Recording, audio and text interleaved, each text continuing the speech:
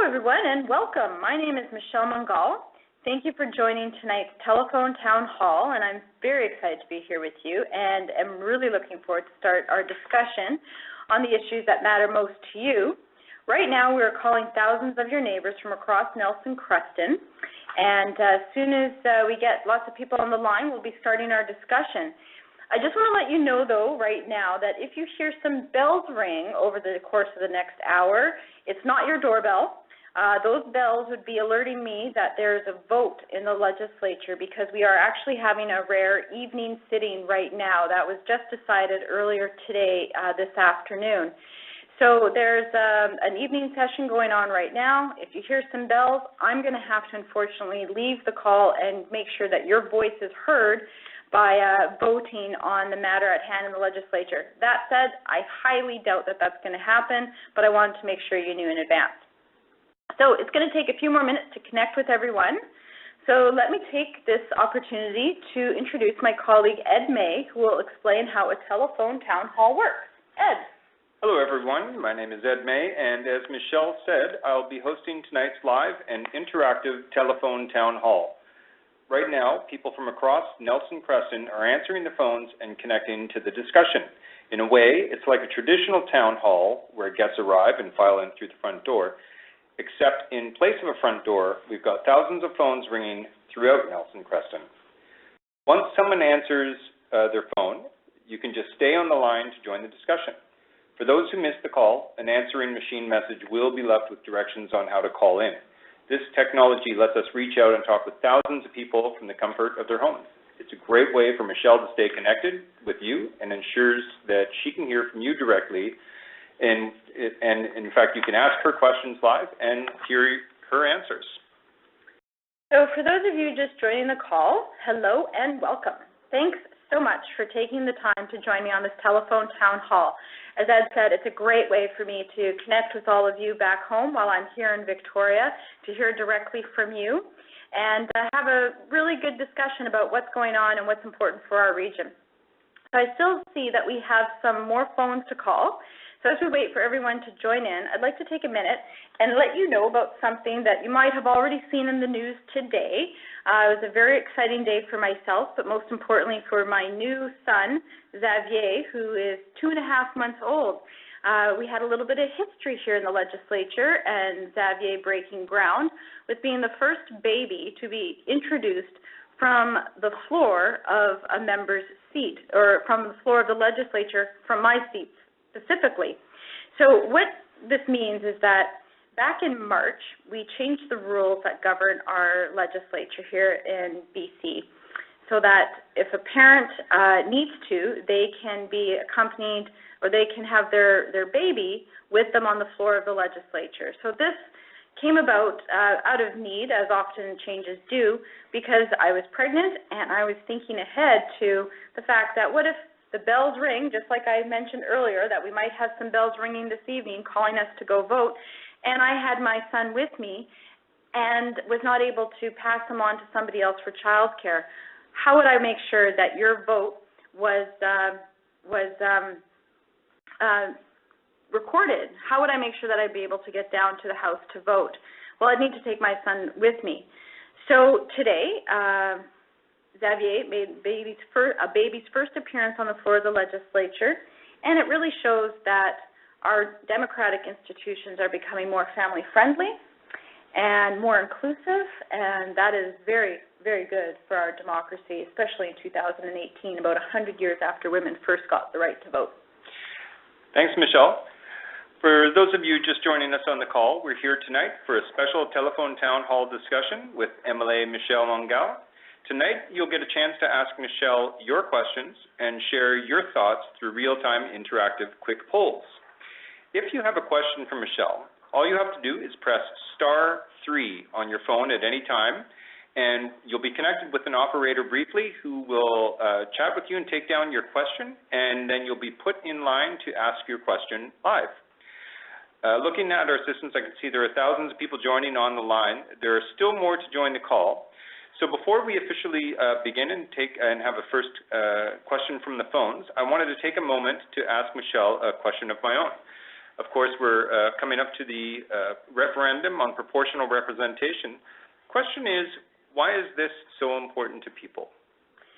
Well, Ed, as you can imagine, this is very important for British Columbians all over the province, but I have to say that in my riding, it's something that we've been talking about for a very long time. I remember actually back in 2002, hosting myself, along with some others, hosting discussions and teach-ins and various conversations open to the public about proportional representation.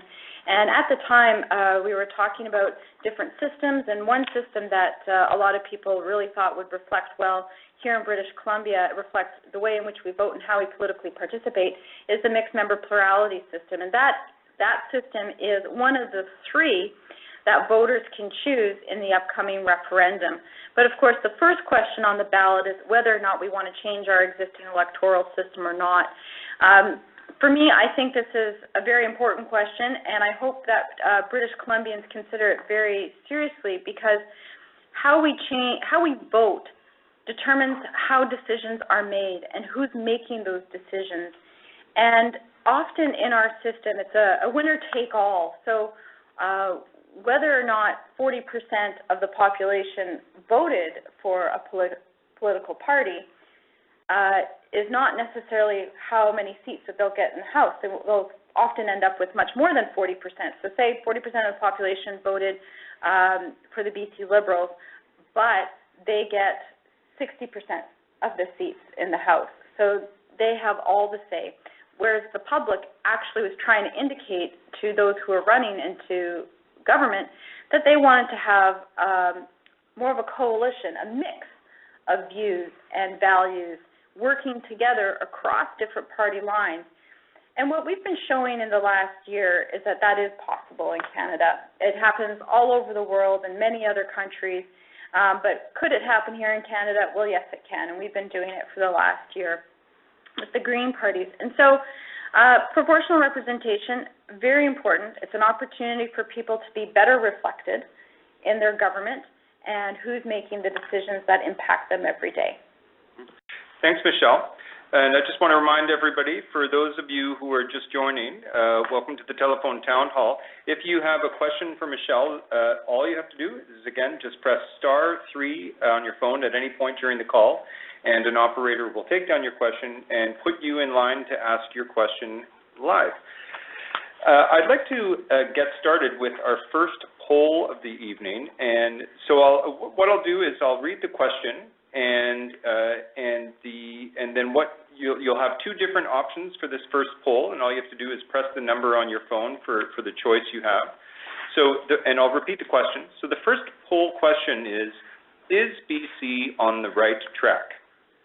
So press 1 on your phone if you think BC is on the right track. Press 2 on your phone if you think BC is not on the right track. So I'll just repeat it again. The question is BC on the right track? Press 1 on your phone if you think BC is on the right track. Press 2 on your phone if you think BC is not on the right track. Thanks for letting me know what you think. I'd like to remind again, just quickly again, if you have a question, just press *3 and an operator will take down your question and put you in line to ask your question live. Now I'm going to go to our first question from the phones. And this question is from Robert. He's from Nelson, and he has a question about road maintenance. Robert, you're on the line and can ask your question. My question is about highway safety. Last winter in the Kootenays, we had very bad road conditions. We had glare ice conditions, which was caused because the plows were not out early enough, and the ice became compacted, and we had slippery roads, and they poured liquid de-icer on top, and we had glare ice conditions. So that's completely backwards to what the Highways Ministry used to do. So what have we got going for this coming winter? Are we going to improve safety or more of the same with deaths and accidents? Thanks for your question, Robert. Over to you, Michelle. Thank you. So, Robert, as you can imagine, as an MLA for a fairly large rural area, I drive those winter roads quite a lot. And just here's a fun fact for everybody out there. If you're wondering what the longest straight stretch of highway there is in the West Kootenays, It's 3.2 kilometers long. It's outside of Creston. So a winter road that goes through all the curves around the mountains can be pretty scary, especially when we have those icy conditions that you were talking about, Robert. So winter safety is really important, and one of the things that we're doing is we're investing $1.8 million over the next 3 years in more weather stations and overhead signs. So for those of you who see those overhead signs outside of Creston, outside of Nelson, those are very important and always important to take a look at to get a sense of what some of the weather conditions are for the road, and they'll be giving you safety information. So we're looking to increase those throughout the province. They've been very good for our area. We're extending the winter tire requirements on selected highways to April 30th from March 31st, so that's an extra month. And as we know in our area, the path, I can tell you right now, Robert, I drive it often in the spring, and there's snow up there often right till the end of May. So that we're extending that, I think, is a good thing for our area and will keep people safer. And another big important thing, especially for that path, is having stricter commercial vehicle chain-up requirements. I can tell you I pass a lot of commercial vehicles when I'm on that highway, and we know that it's a major commercial corridor. So if we can keep our commercial drivers safer, that impacts all drivers as well on the road with less accidents, because when a semi has an accident, that impacts everybody and can be very detrimental to everybody else driving. So we're looking at some of those safety measures, and we're going to be implementing them in the next year. Thanks, Robert, for your question, and also thanks to Michelle for the answer. And I'll go straight to the next question. The next question is from Becky. Becky's in Creston, and it looks like Becky has a question about daycare or childcare. Go ahead, Becky, you're on. Thank you very much. And Michelle, first of all, congratulations on being allowed to have your baby on the floor. I think that's such an important issue, and I'm so glad that we finally took a step in the right direction. Thank you. I have two questions, I think. The first one is, how is the NDP ensuring daycare is affordable for all of those who currently need it in this province? Sorry, I'll let you ask the second question, Becky. And my second question is, I'd like an update regarding safe homes or Stop the Violence Against Women programs currently. So let's start with the daycare question then. Yeah, absolutely. So the thing that I'm so incredibly proud of, which is the full funding envelope that we've put forward as we develop an entirely new social program here in British Columbia for childcare, and that's $1 billion over 3 years came out of this budget. So that $1 billion is going straight into childcare spaces, and as well as making childcare more affordable for families.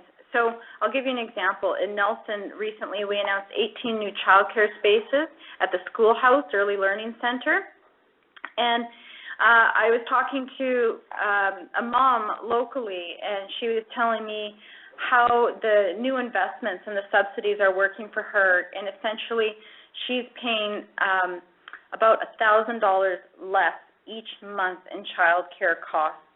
So that was huge for her family, very, very significant savings for her family, and what that's going to mean locally. And they're going to be able to contribute to our local economy better as a result.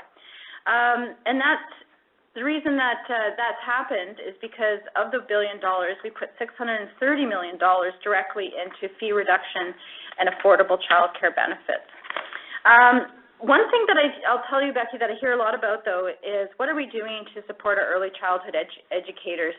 And we've already put in $136 million investment into boosting wages because, as we know, mostly women who work in this sector, and they're not working at very good wages. And so what can we do to improve wages so we can attract more people into this sector so that we can actually fill out those spaces with the child care providing that we need? And so I'm really glad that this government's been looking at all the different ways that we need to be investing in childcare and how we can build up this social program. And just so everybody knows, one of the things that I've been doing personally is making sure that all of our childcare providers in the region are kept up to date with all the new changes to this program. We email them regularly, we're calling them regularly, and making sure that they know about funding opportunities and how this program is rolling out. And then in terms of Safe Homes for Women, thank you very much.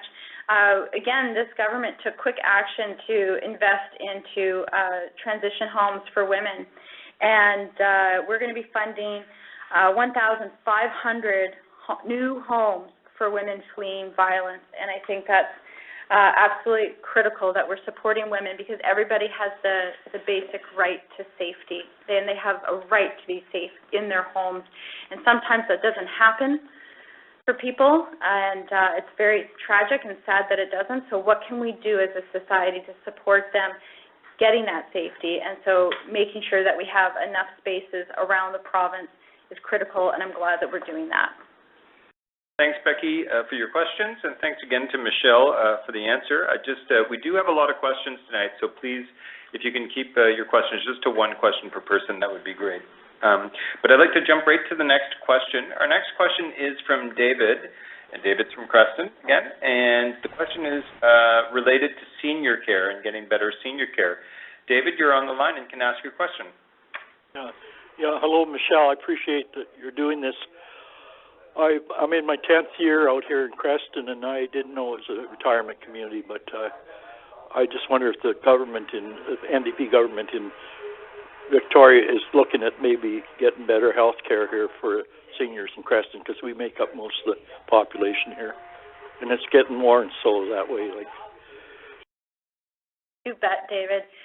I don't know if you knew this, David, but Creston has the eldest population demographic in the Columbia Basin, and Nelson has the youngest. So I represent quite a diversity in age groups, and so for our seniors in Creston, one of the big issues in Creston that's been around for quite some time is the need for primary care providers, and so making sure that people are attached to doctors, that you have a family doctor that you can regularly go to.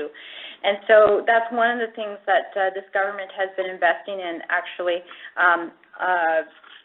quite a lot with our budget 2018, is how do we increase recruitment of doctors to British Columbia, especially to our rural communities. One of the things, though, that we also need to look at is residential care in our communities. And Creston, I've toured our various residential care homes in Creston several times, and exceptional care at both of those. But, of course, our population is aging, and are we going to have enough space for the seniors who need those care spaces, those care beds later in life? And so, so that you know, I've been tossing around a lot of big numbers, but I want to make sure that everybody understands that a lot of these things, these services, require government priority and government investment, and we've been making those investments, and that's why I was very, very proud of our budget in the fall. And so for our seniors care, it's $548 million for better residential care for seniors, and that includes making sure that you have the right staff people, qualified staff people in those assisted living facilities. There's another number here for you, $150 million to help connect British Columbians, without a family doctor. Pardon me, I was talking about that already, and I just looked over at my note to remind me that it's $150 million that we're investing to make sure that people can connect with a family doctor and a primary care provider, whether that's a nurse practitioner or a GP. So, and then of course, for a lot of seniors, pharmacare is a big issue.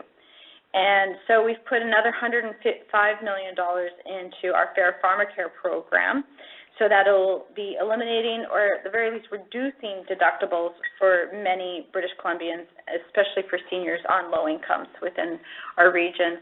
So, so I'm pretty proud of what we've been able to do in this last budget, and really glad that we're prioritizing seniors. Great. Thank you, David, for your question, and thank you, Michelle, for your answer. I'm just going to have, we're going to go to the next poll question, and we'll have Michelle go through the poll question in a moment. But I just want to remind everybody, if you do have a question, all you have to do is press *3, and you'll be connected to an operator who will take down your question, and then you'll be put in the queue so that you can ask your own question live. So, Michelle, did you want to go through the next poll question? You bet. So I'm really interested in what are the issues of most concern to you. So here are your choices. Sorry, we can't make it fill it in and just tell me whatever you like, but you can always email me at my constituency office or give us a call there if you want to discuss anything further. But for this poll, I'm going to ask you to tell me what's most of concern to you. So press 1 if it's affordability, press 2 if it's the environment, press 3 if it's education, and press 4 if it's jobs and the economy. So I'll repeat that. My question for this poll is, what issue is of most concern to you?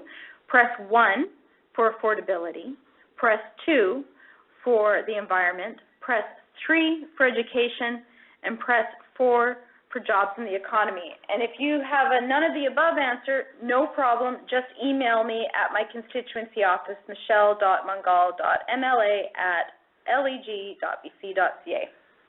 Thanks, Michelle, and thanks everybody for participating in the poll.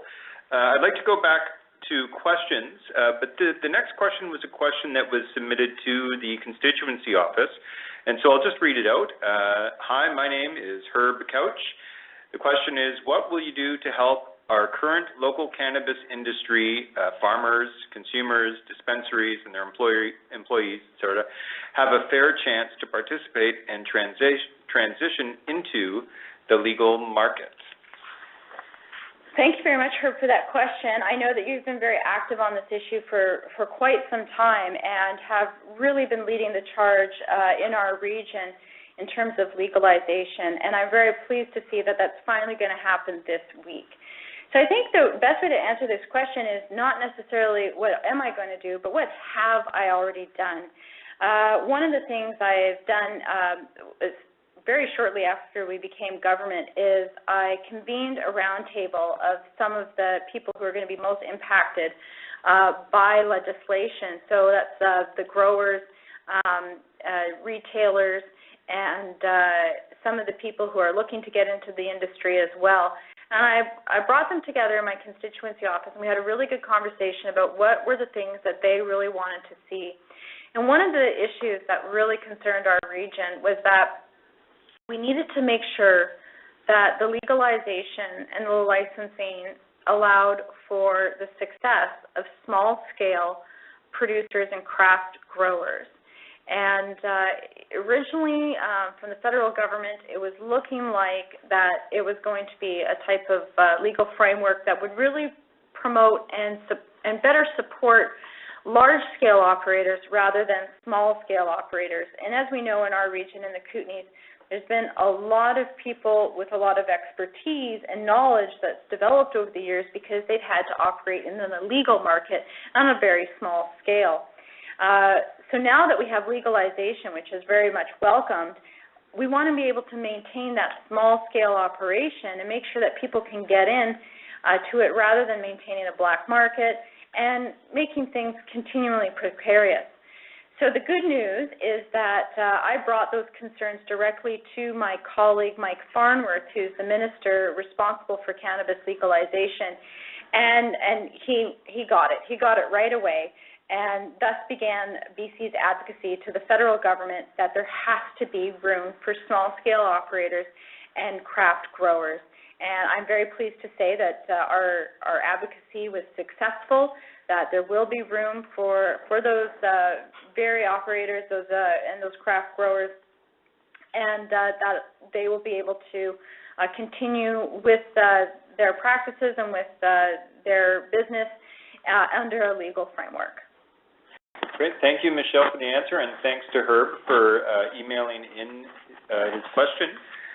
We can jump right to the next question. The next question is from Phil, who's from Nelson, and Phil has a question about alternatives to the Greyhound closures.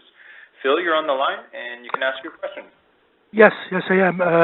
As it is, an alternative to Greyhound has been found for the Nelson-Kelowna run, but none from Nelson to Creston or to Cranbrook or to Calgary, and my need is to reach Creston. I was wondering if no private enterprise springs up to take over from Greyhound, how long will we have to wait, and cannot the BC government take over until an entrepreneur steps into the breach? Thanks, Phil. I totally hear you, what you're saying about making sure that we have those transportation services. And I'm very glad to see that a private operator is stepped up. And in fact, we actually see private operators all over the province coming forward and taking over those Greyhound routes. And the reason why they're able to do so quickly is because Minister Trevena, who's responsible for transportation, she's also a rural MLA, so she totally got it when those of us who come from rural communities were saying to her, we have to prioritize this. And so the Passenger Transportation Board started prioritizing these applications and to put them through in a timely manner so communities could be covered as soon as possible. I don't know if there is currently an application for an eastbound route from Nelson into Alberta and over to Calgary. But as you can imagine, there's communities all across Western Canada who are dealing with this right now. And quite at the last minute, we did not anticipate Greyhound would be pulling out so quickly. So we're waiting to see what the private sector does because there is a business model there to be had. In terms of will the BC government take over, that's a broader conversation that would require some consultation and also some good number crunching as well, because we'd have to determine if that is going to be an appropriate activity for government to do when it's been done by the private sector for so long. So that would, I don't have an answer for you right now on that, but it would have to be a larger question. And what we could do in my community office, Phil, if you don't mind giving us a call there at 1-877-388-4498. If you want to give us a call there or send us an email, we'll be able to do a little bit of digging for you and see if we can find out if there's an application right now for an eastbound route. Thanks very much, Phil, for the question, and Michelle for the answer. I just wanted to let everybody know we're just past halfway in the telephone town hall, and for people, if you do have a question for Michelle, a more detailed question, what we're going to do is at the end of the telephone town hall, you'll be able to stay on the line and be directly connected with voicemail to be able to leave a message for Michelle at the end. So if you do have another further question or more detailed question, feel free to stay on the line and record a message. And we're just about to go to the next question in our queue, but I wanted to give Michelle an opportunity to read out the results of the poll we just did and what your answers were. You bet. So for all of those who are on the phone, thank you so much for answering the poll. 20% of you said affordability is your number one concern. 52% said the environment. 12% said education, and 16% said jobs in the economy. So thanks again so much for participating. This is great. Great, and we're going to go to the phone now and to get our next question, but I did just want to remind everybody that if you have a question, all you have to do is press *3, and you'll be connected to an operator who will take down your question and then put you in the queue so that you're able to ask your question live. The next question is from Jean. Jean is from Selmo. Jean has a further question follow-up on the proportional representation discussion we had earlier. Go ahead, Jean, you're on the line. Thank you. I have worked elections for over 50 years, and I was supervisor when the yes-no vote for whether BC or Canada and Quebec left Canada, and it was a nightmare. It was not, the people do not understand what they're voting for half the time. So I would like to see if you do change it a few elections before it starts. I don't work the elections now as I'm almost 90, but it was terrible. Jean, so am I to understand you're looking for more clarity on the proportional representation? Everybody to learn it first. Okay, did you want to talk about that, Michelle? Yeah, sure. And thank you so much for your question, Jean. And I always love hearing from people in Salmo. You'll be happy to know that I proudly wear my Salmo dinner jacket when I'm in Victoria, almost wherever I go. And people always ask about it. So proportional representation, how do we clearly explain it? Because anytime you have a shift in an electoral system, it can be pretty complicated for a lot of people. And one of the best ways I like to explain it is to think about your ballot and how will your ballot change. So generally in proportional systems, and it'll depend on what kind of system people vote for in this referendum, but generally in a proportional system, you will have a ballot that has two sides to it. One, you're voting for your regional candidate, and the other side, you're voting for your party of choice. Now, your regional candidate that you like the best might be of the same party as your party of choice, or they might be of a different party. But you can choose. So, for example, if you like your local candidate, and they're with the BC Liberals, for example, and I'm not being partisan here, then you can mark them off. But if you prefer the New Democrats or the Greens, then you can choose a different party. Or if you prefer the BC Liberal Party, you can choose that as well. So, and then how it gets translated is that if 40% of the population vote for the NDP, then they get 40% of the seats. And British Columbians' values are represented accordingly and appropriately in the decision-making structure. And so we get a better government that works for British Columbians. In terms of how we're going to go about it if the referendum is successful and most people vote yes to changing our electoral system, what we've committed to doing is after 2 election cycles, people will be able to vote on whether they want to keep this new system. So once people get a chance to practice it, and if they like it, they can vote to keep it, and if they don't like it, they can vote to get rid of it. And so one of the best ways for people to understand how a system works is through practice, and that's why we're going to review it after people get that chance. Great, Jean. Thank you for the question, and thank you, Michelle, for the answer. And we'll go right over to the next question. The next question is from Janet, also from Creston. And Janet has a question about affordable housing for seniors. Janet, you're on the line and can ask your question. Yes, good evening, Michelle. You and I have talked about this several times, so I just wanted to touch base with you again on this issue of seniors staying in their own homes as opposed to affordable housing in rents or care facilities or senior apartments. My biggest concern is the ever-increasing hydro. It just continually keeps going up, and I thought that was one of the election statements was that there would be no more increases. However, it appears that there was more increases, and at one time I thought that anyone that had an outstanding account would get a rebate. That doesn't seem to have happened. I've gone through all the channels through Fortis. They've sent a person out here. My home is 12 years old. It's fully insulated. It's right up to par. They left me some light bulbs and told me to put a sweater on. Well, I pay $305 on equal payment. Last year I paid $225. They increased it in January because I was at $1,400 in arrears.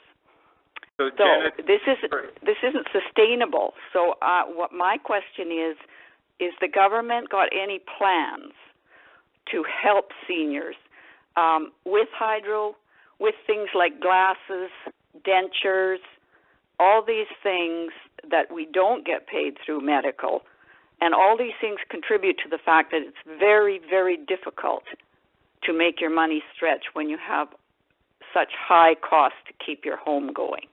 Okay, thanks very much for your question, Janet. Michelle? Yes, thank you, Janet. And I hear you when you're talking about how life keeps getting more and more expensive, especially when you're on a fixed income. So one of the things in British Columbia is that not everybody's covered by a public utility, BC Hydro, or municipal hydro like Nelson Hydro, but there's Fortis BC Hydro. And for people in Creston, that is your hydroelectric supplier. So we have a regulator called the BC Utilities Commission, and they review all applications for rate increases for the business plans. They're called something else in utilities, but just for ease sake, we'll call them this evening business plans. And they review all of that, and then they determine whether rate increases are allowed.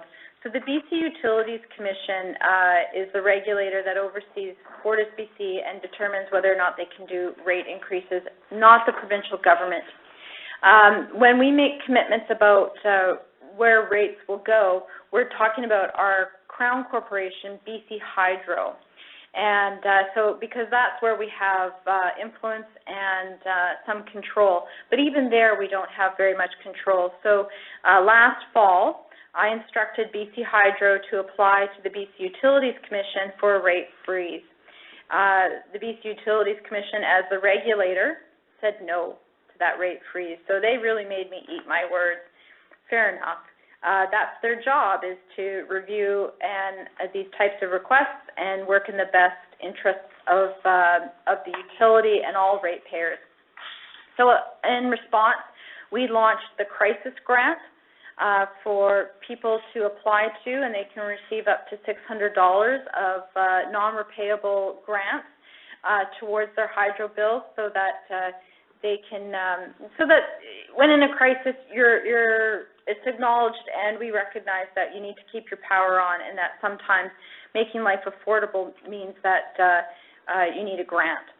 And we're looking at ways, so ever since I got that answer from BC Utilities Commission, my ministry has been putting their nose to the grindstone and really looking at ways in which we can come at this from a different angle to reduce annual rate increases as much as we possibly can. And so we're still working on that, and I hope to have some results back to British Columbians in short order. But some of the other things that we've been doing, looking at ways in which we can make life affordable. We're eliminating MSP premiums, so that's very important for a lot of people. And we're looking at, like I said earlier, the fair pharmacare, so that we're eliminating deductibles. And we're also looking at ICBC rates, as that has, there was planned increases that were quite substantial under the BC Liberals, and we've reduced those increases, and we're getting ICBC finances under control, because you probably remember from the news there was a major $1 billion problem at ICBC, and so we're getting that back under control and making sure that there's good fiscal management there. So there's a variety of things that we're looking at, and Janet, I hear you on the hydro costs with Fortis. Unfortunately, that's out of my scope of direct input, but I meet with them regularly, so I'll be passing your concerns on for you. Thanks to Janet for the question, and thanks, Michelle, for the answer. Before we go back to the phones, I want to take another question that was submitted to the constituency office ahead of time. This question was from Kathy in Caslow, and Kathy had a question about what support there is for special needs education, and as she has a son who's looking for support in full-time in school. You bet. Well, I feel like I've been living through this issue for quite some time and hearing about it from constituents for a very long time. And as we all know, teachers fought for well over a decade on the issue of class size and composition. And the reason why they were fighting that is because children with special needs were not getting the care and attention that they needed so that they could excel to the best of their abilities in school. And I really want to thank teachers out there listening right now for taking that fight on. The previous BC Liberal government did not respond well, and it's a shame that we had to fight for so long to finally address this issue and go through court case after court case after court case to only be told that for 10 years you were right.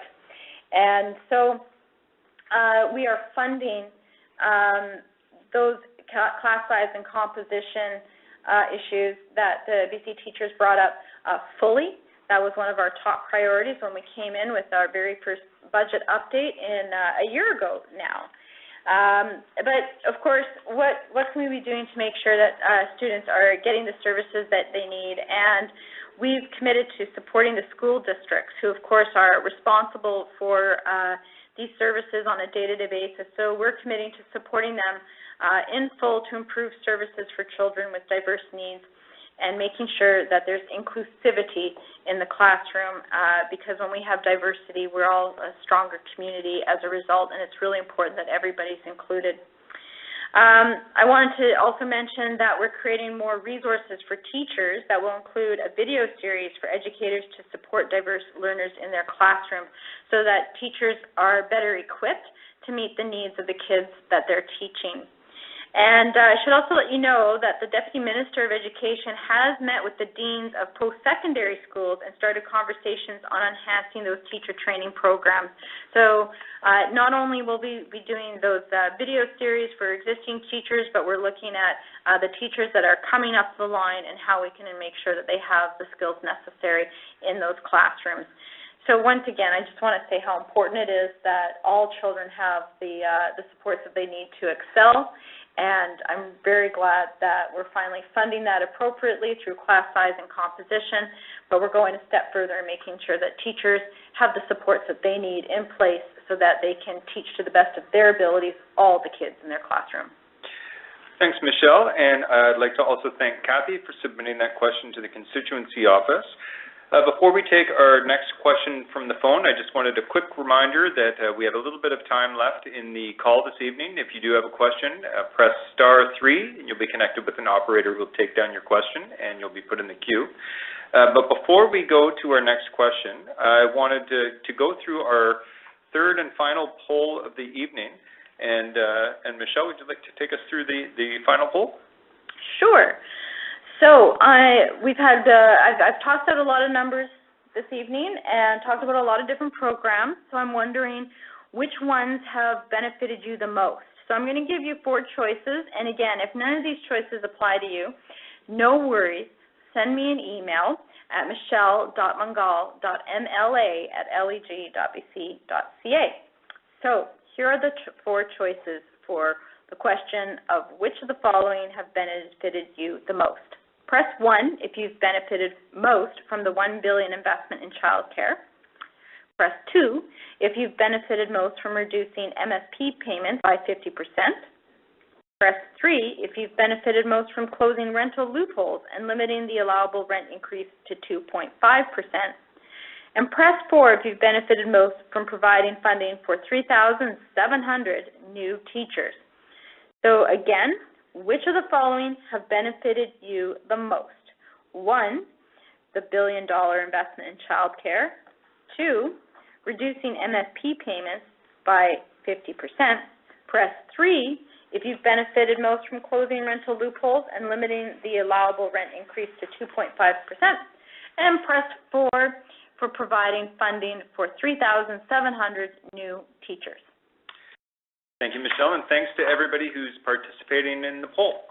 And we're going to go back to the phone lines, and the next question is from Steve, who's from Caslow, and Steve has a question about government addressing climate change. Steve, you're on the line, and you can ask your question. Hi, Michelle. First of all, thanks very much for taking the call, and welcome to your little one into the world here. I understand that you've got a baby. That's great.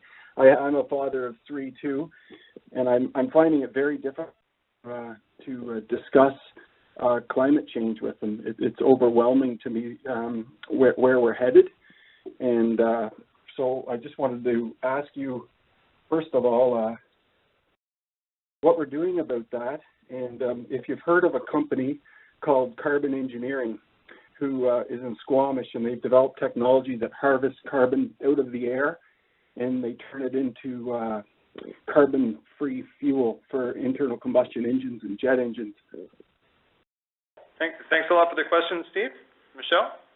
Thank you, Steve. I'm so glad that you brought up carbon engineering in Squamish, because I just recently learned about what they're doing, and I'm really excited to get a tour. So my office is actually connecting with them and trying to find some time where I can go check out exactly what they're doing and how this innovative technology works. And I got to say that there's so many innovative technologies taking place and being experimented with here in British Columbia that could have amazing global applications in terms of reducing global greenhouse gas emissions. And one of the ways that we're supporting that type of technological innovation and investment is making investment ourselves as British Columbia through what's called the ICE Fund. And I'm sorry, I don't have what that acronym spells out right now, but it's not really that important. What's important is that it's a fund dedicated to looking at ways in which we can reduce our carbon emissions and help fund these technological breakthroughs and how we can obviously get those out to the rest of the world. And so one of the things that we've looked at, for example, is quantum computing. And computers actually suck up a lot of energy. So how do we make them more energy efficient? And so we're looking at ways that we can do that. And this one company, D-Wave, has been identifying that. And we're going to be we're looking at possibly providing them with some funding to enhance their technology that, like I said, can have global applications. But there's so much that we're doing in terms of how we can reduce our carbon emissions and how we can influence that. My ministry is also responsible for the Clean Energy Vehicle Program, and that was, I say was, $40 million. And the reason why it was is because we've had to add an extra $10 million. So for a total of $50 million, the program has been so successful in BC, we're outpacing almost every other jurisdiction in North America right now for purchasing zero-emission vehicles. And part of the reason why we've been so successful in British Columbia is because we have incentive programs like the program coming from my ministry. We're also looking at electrifying industry all across the province, because here in British Columbia, 98% of our electricity is carbon-free. So how do we get more industry onto hydroelectricity and therefore reducing their carbon intensity, so the amount of carbon that they produce from in their entire production cycle? And so we have natural gas production here in British Columbia in the Northeast. And so how do we reduce the carbon emissions associated with the natural gas production? We're looking to electrify our oil and gas fields. We're also looking at renewable energies. We're doing some exploration right now. A company named Borealis is doing exploration for geothermal, for example. So there's a lot of things that we're doing as a government already, but how do we bring it all together under a larger strategy that goes into the future, because this is a critical question of our time. And so the Ministry of Environment has been working, my God, it feels like around the clock, actually. They've been working so hard, and we're going to see the results of that work within the next few months in terms of how do we have clean growth, BC. So we want to have a strong economy.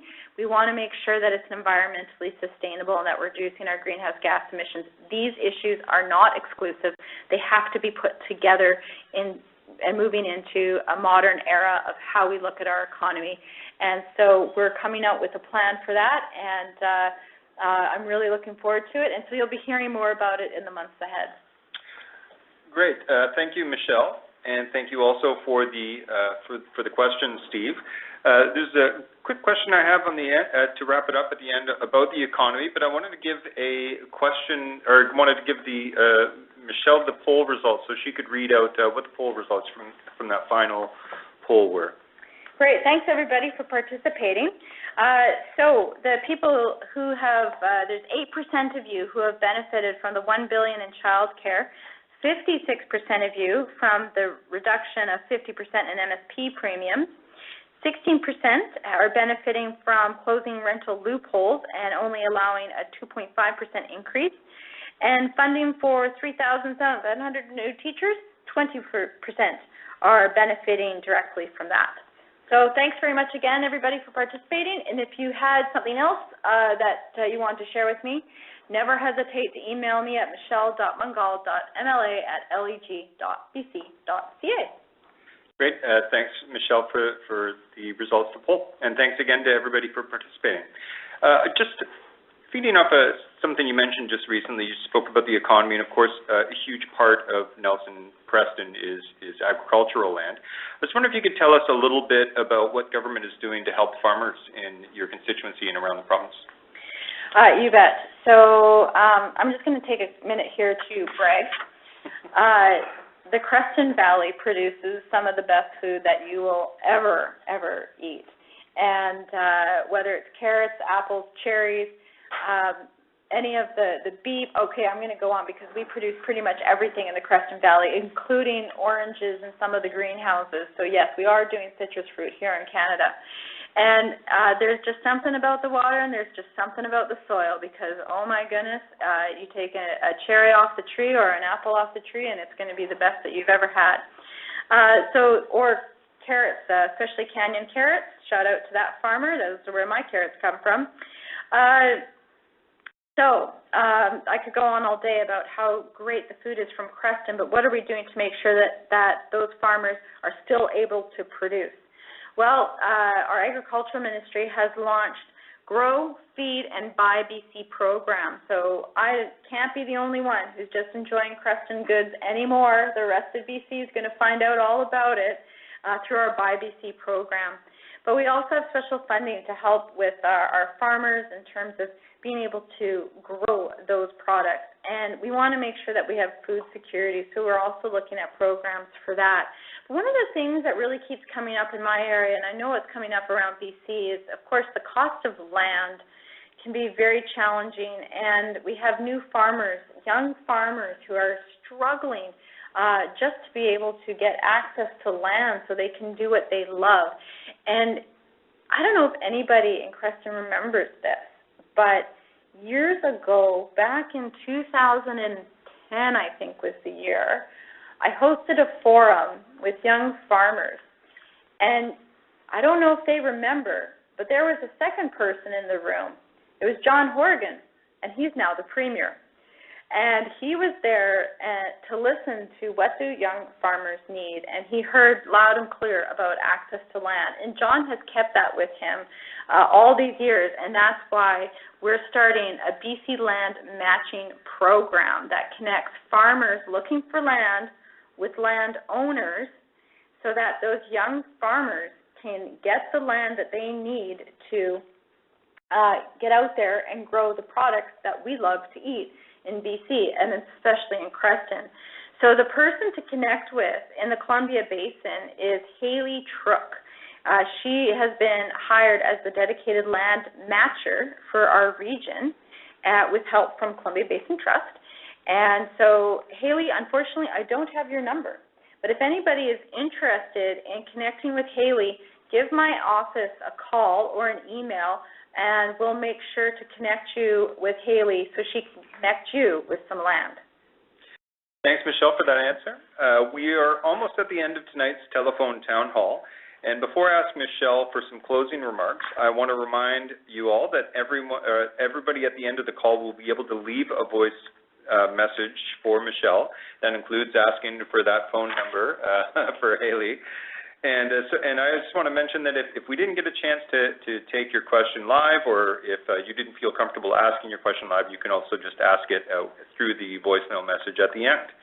And that will be immediately following Michelle's closing comments. Over to you, Michelle. Great. Thanks, Ed. I am amazed that the hour just went by so quickly, and I feel like I've heard just from a small group of people, and I would love to have heard from more people. So I'm going to ask everybody who didn't get a chance to ask their question over this short hour to please don't hesitate to contact my office directly, whether it's by phone, by email, by snail mail, or by fax. You can give me connect with me and ask a question. We'll be able to get back to you as soon as we possibly can.